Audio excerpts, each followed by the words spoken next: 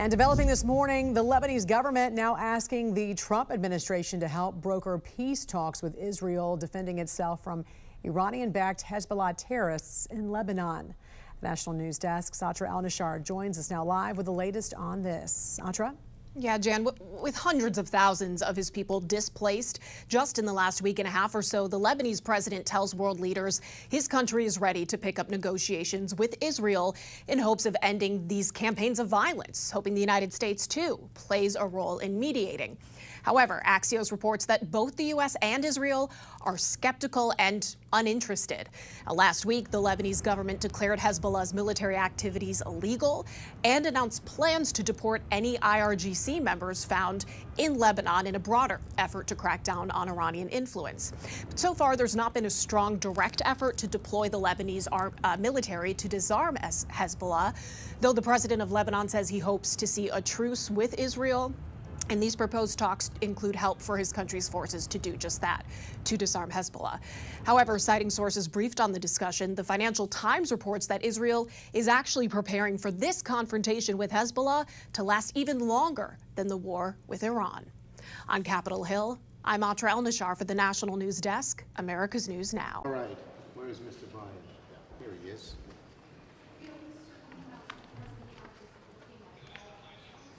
Okay, thank you, everybody, and happy to be joined by Senator Schatz.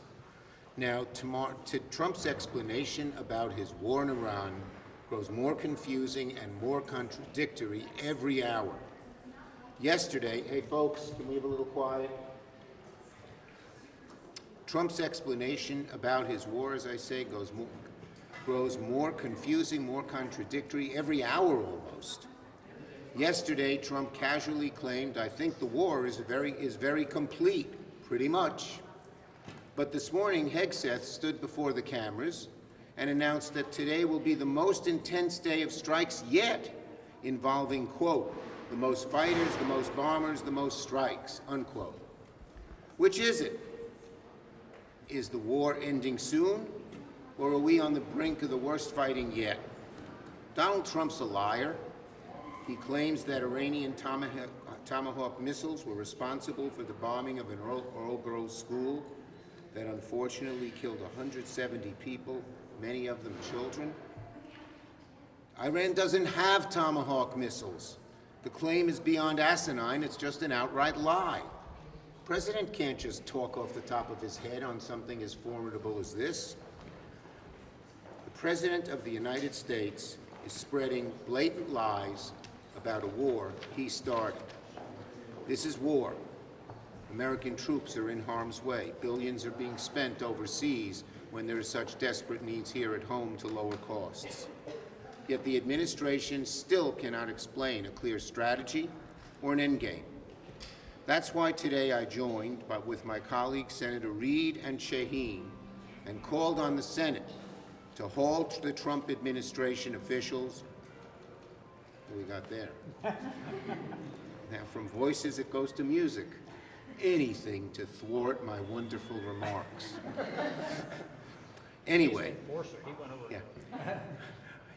I joined today with Senators Reid and Shaheen and called on the Senate to hold Trump administration officials, Rubio, Hegseth, and the rest, to come and answer for their failures and explain to the American people what the hell is going on. That's what people are asking in drugstores and bowling alleys and office buildings. What is going on? No one can understand it from what the Trump administration and Trump himself are saying. Trump doesn't care about being honest and direct with the American people. He doesn't care about the soldiers he's putting in harm's way.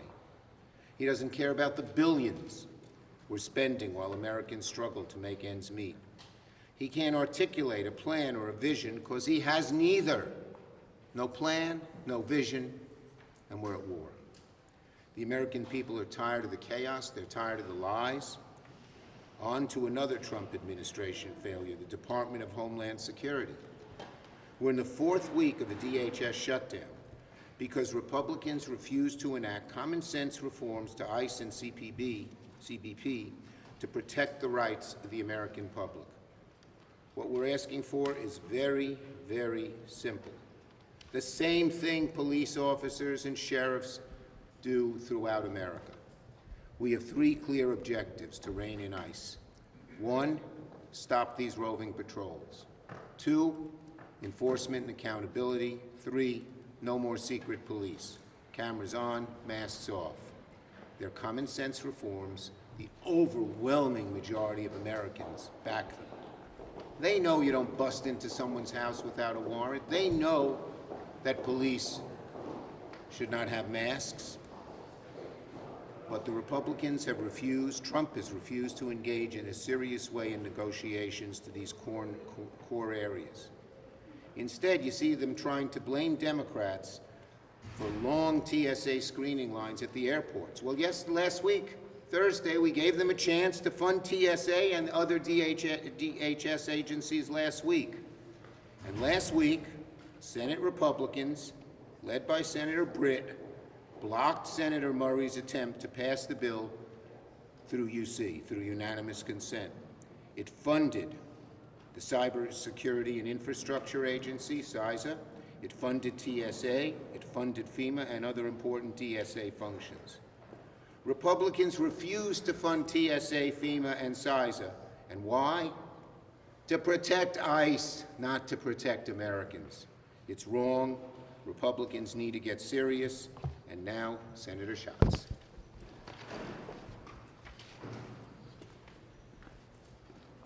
One of the things that surprised me on Monday was the number of Senate Republicans that were not aware that we went to the floor and said, why don't we narrow the scope of our disagreement all the way down to the one agency that we're fighting about? What is the reason for holding TSA hostage? What is the reason for defunding the Coast Guard? What is the reason for defunding FEMA or CISA?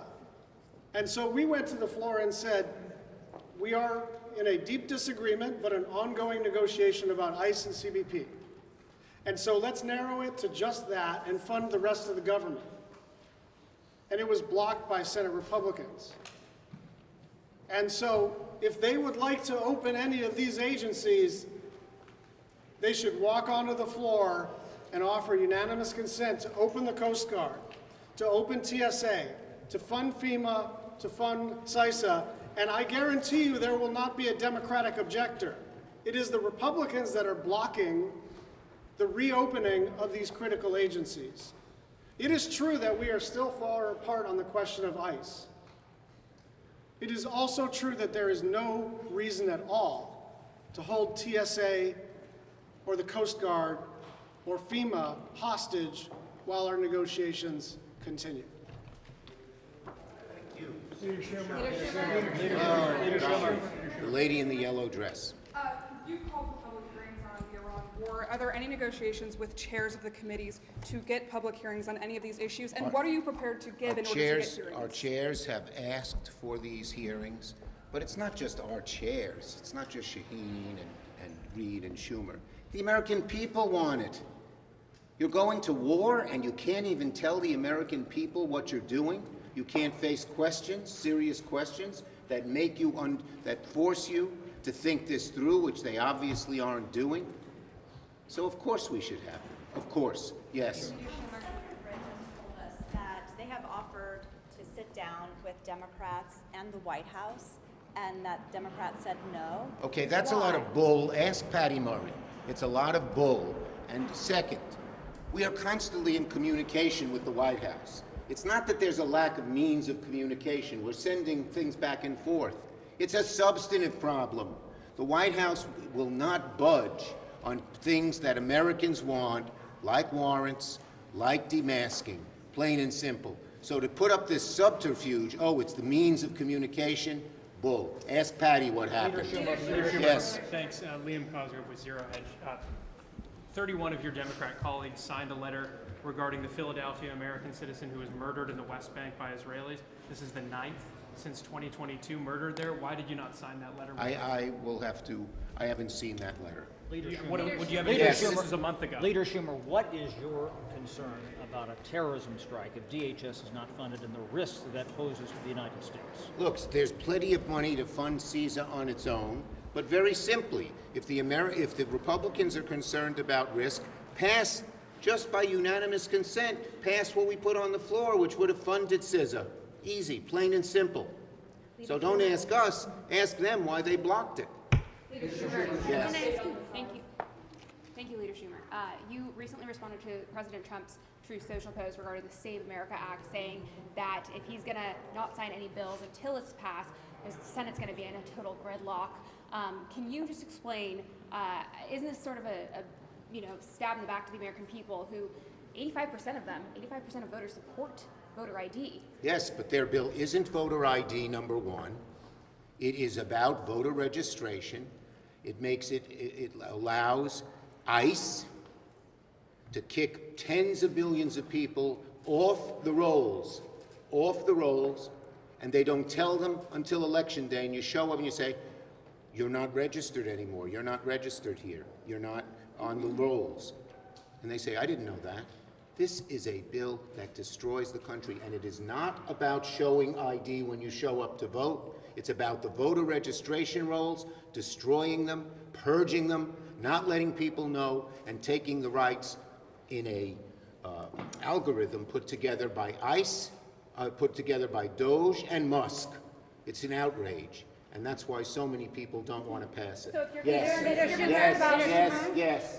Can you comment on the implications for women, that bill? Because Yes. If If a woman changes her name and you want to go first to go register again, once you're kicked off the rolls and you have no way of knowing, only 5% of people register in person, you need a passport or your original birth certificate. If you have a new name, you're a woman, you change your name, no good. It's an outrageous bill, and we're going to fight it tooth and nail. Last one. Leader Schumer, I want to ask you, you have made clear that replacing Noam with Mullen is just a change at the top.